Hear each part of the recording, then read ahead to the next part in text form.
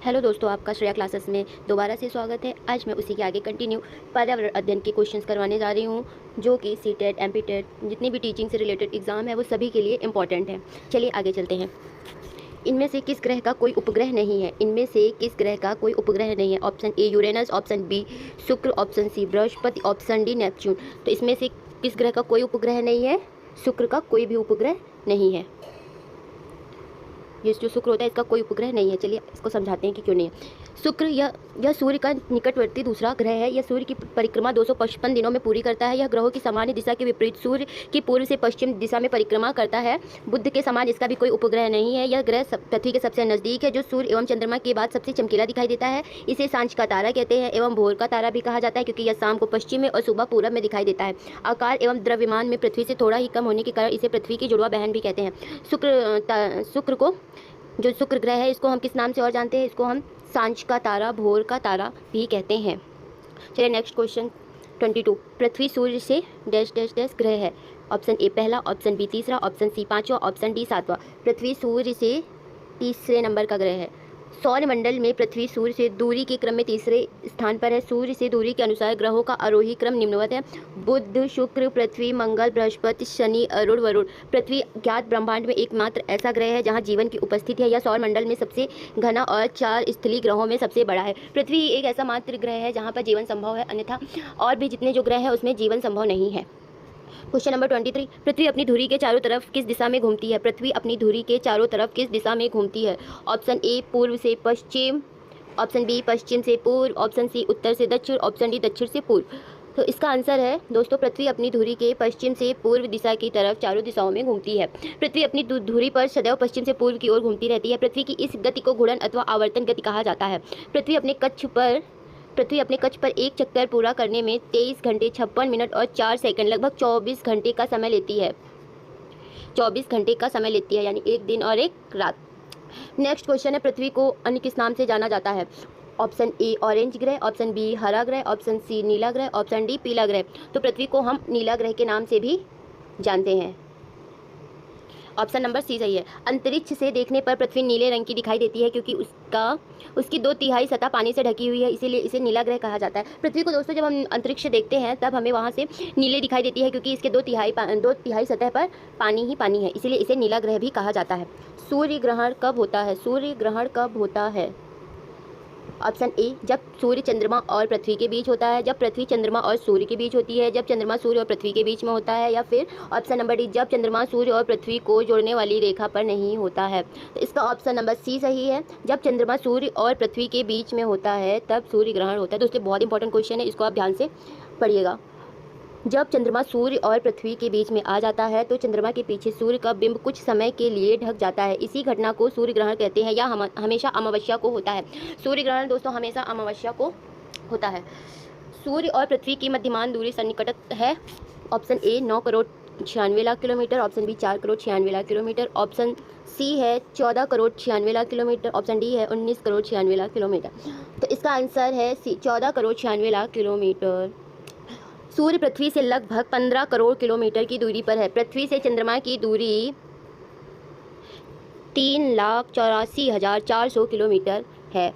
आकार के संदर्भ में मंगल का हमारे सौरमंडल में कौन सा स्थान है? आकार के संबंध में मंगल का हमारे सौरमंडल में कौन सा स्थान है? ऑप्शन ए 5वां, ऑप्शन बी 6ठा, ऑप्शन सी 7वां, ऑप्शन डी 8वां। तो ऑप्शन नंबर सी 7वां स्थान है। आकार के संदर्भ में ग्रहों का क्रम: बृहस्पति सबसे बड़ा, शनि, अरुण, वरुण, पृथ्वी, शुक्र, मंगल तथा बुध। अतः बुध सबसे छोटा ग्रह भी माना जाता है। तथा आकार के संदर्भ में मंगल का हमारे सौरमंडल में 7वां ग्रह है।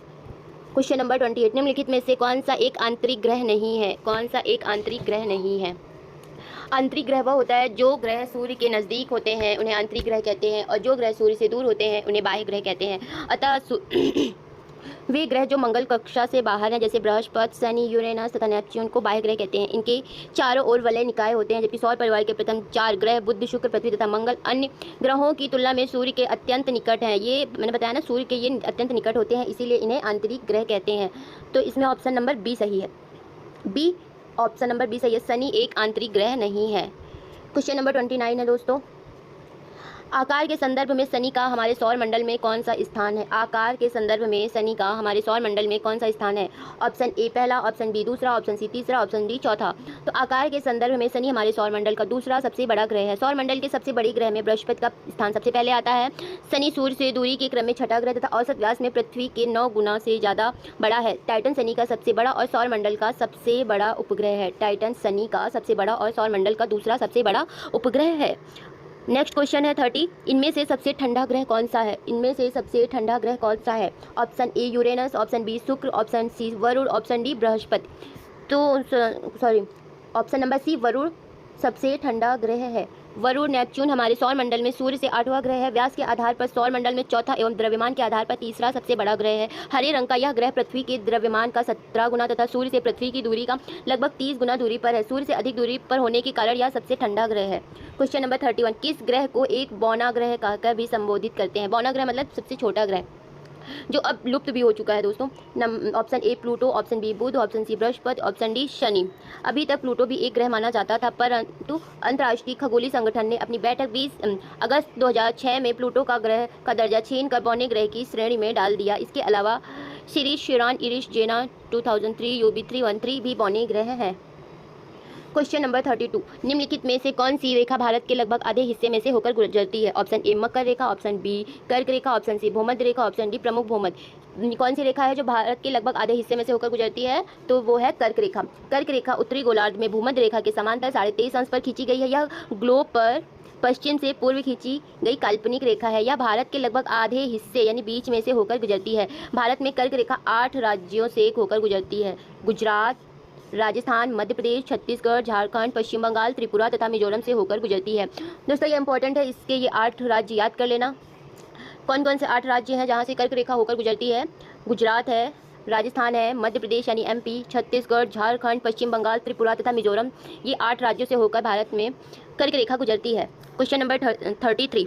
अंतर्राष्ट्रीय तिथि रेखा किस महासागर के बीच से होकर गुजरती है? अंतर्राष्ट्रीय तिथि रेखा किस महासागर के बीच से होकर गुजरती है? Option A Arctic, option B Hind, option C Atlantic, option D प्रशांत।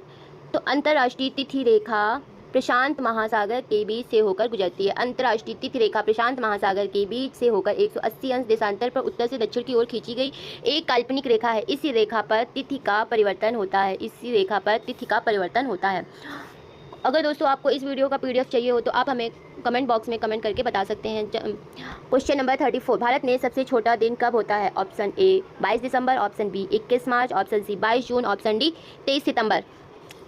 22 दिसंबर को सबसे छोटा दिन कब होता है? 22 दिसंबर को। 22 दिसंबर को सूर्य मकर रेखा पर लंबवत चमकता है। इस स्थिति को शीत अयनांत कहते हैं। इस समय दक्षिणी गोलार्ध में दिन की अवधि लंबी व रात की अवधि छोटी होती है। वस्तुतः सूर्य के दक्षिणायन होने अर्थात दक्षिण गोलार्ध में उन्मुख होने की प्रक्रिया 23 दिसंबर के बाद प्रारंभ हो जाती है, जिससे दक्षिण गोलार्ध में दिन बड़े व रात छोटी होने लगती हैं।